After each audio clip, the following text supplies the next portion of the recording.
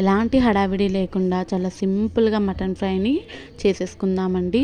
Welcome back to our channel. నేను మీ సాచన. ఇంకొకటి ఏంటి అని అంటే ఈ పీసెస్ ఎంత బాగా ఉడుకుతాయి, నెక్స్ట్ ఎక్కువ మసాలాలు కూడా తినాలి అని అనిపించినప్పుడు చాలా సింపుల్గా చేసుకోవచ్చు. దానికోసం కడాయిలో మటన్ వేసేసుకొని అందులో వాటర్ వేసేసుకొని మంచిగా ఒక 2-3 విజిల్స్ అండి. లేతదైతే కొద్దిగా గట్టిగా ఉంది అని అనుకుంటే ఒక 5 to 6 విజిల్స్ వచ్చే వరకు ఉడికించుకోవాలి.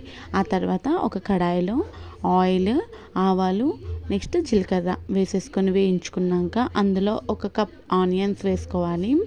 ఆనియన్స్ వేసుకున్నాక అందులో కొన్ని కరివేపాకులు వేసేసుకొని ఆనియన్ని బ్రౌనిష్ కలర్ వచ్చేంత వరకు వేయించుకొని అందులో అల్లం వెల్లుల్లి పేస్ట్ వేసుకోవాలి.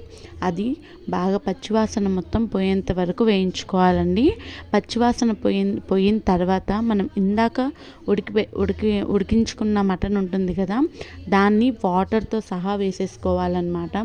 అది ఆ వాటర్ వేసేసిన తర్వాత ఇంకోటి, ఆ వాటర్ పడేసినా కూడా అంత టేస్ట్గా ఏమి ఉండదు కదా మటన్ కూడా. అది ఇప్పుడు దాంట్లో వేసేస్తే ఇంకా మంచిగా పట్టేస్తుంది అనమాట. వాటర్ కూడా దీనికే పట్టేస్తుంది కాబట్టి టేస్ట్ బాగుంటుంది. అందులో కొద్దిగా పసుపు, ఉప్పు, కారం ఈ 3 వేసుకొని ప్రతి ఒక్క పీసెస్కి పట్టేంతలాగా మొత్తం కలిపేసుకోవాలండి. మొత్తం కలిపేసుకున్నాక మూత పెట్టేసి ఒక 15 మినిట్స్ అలా ఉంచేసేయాలండి. మూత పెట్టేసి అంత వాటర్ మొత్తం కూడా దాన్ని మొత్తం ఎగిరిపోవాలన్నమాట. ఎగిరిపోవాలి కదా, ఎగిరిపోయినంత వరకు మూత పెట్టించుకొని దాన్ని వేయించుకోవాలి. ఇప్పుడే మన ఛానల్ని ఎవరైనా చూస్తున్నారంటే ప్లీజ్ సబ్స్క్రైబ్ చేసేసుకోండి. ఇప్పుడు మొత్తం ఎగిరిపోయింది కదండి వాటర్ కూడా. ఆ తర్వాత కొద్దిగా జీరా పౌడర్, కొద్దిగా ధనియా పౌడర్, ఒక 2 స్పూన్స్ ఆఫ్ మటన్ మసాలా వేసుకోవాలి.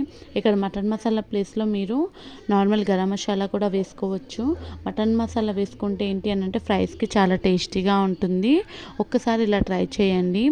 ఆ తర్వాత 3 వేసుకున్నాక మొత్తం బాగా ఫ్రై చేసేసుకోవాలన్నమాట. ప్రతి ఒక్క పీసెస్కి పట్టేంత వరకు మంచిగా ఇలాగా కలిపేసుకోవాలి. ఇలా గ్రేవీ కన్సిస్టెన్సీలో ఉన్నప్పుడే ఈ మసాలాలన్నీ యాడ్ చేయాలండి. ఫ్రై కన్సిస్టెన్సీలో ఉంటే అంతగా ఏం బాగోదు. ఇలా అయితే మంచిగా పడుతుంది అనమాట. ఆ తర్వాత ఇలా గ్రేవీగా ఉంది కదా, ఇలా మొత్తం కలిపేసుకున్నాక దీన్ని కూడా ఒక 5 మినిట్స్ మూత పెట్టించుకొని ఇంకా మొత్తం ఫ్రై అయిపోయేంత వరకు వదిలేయాలి. దాన్ని మ్యాక్సిమం సిమ్లోనే చేసుకోవాలండి. స్పైసెస్ వేసుకున్నాక మీడియంలో కానీ హైలో కానీ చేసుకోవద్దు. ఆ తర్వాత ఇలా మొత్తం ఫ్రై అయిపోయింది కదా, ఇలా మొత్తం ఫ్రై అయిపోయిన తర్వాత ఇంకా అంతే అండి. చాలా సింపుల్గా, చాలా నీట్గా, చాలా తొందరగా అయిపోయి ఈ మటన్ ఫ్రైని మీరు ట్రై చేసేసి అలాగే మన ఛానల్ని సబ్స్క్రైబ్ కూడా చేసుకోండి. ఎలా వచ్చిందో నాకు కామెంట్ బాక్స్లో షేర్ చేయండి. Thank you.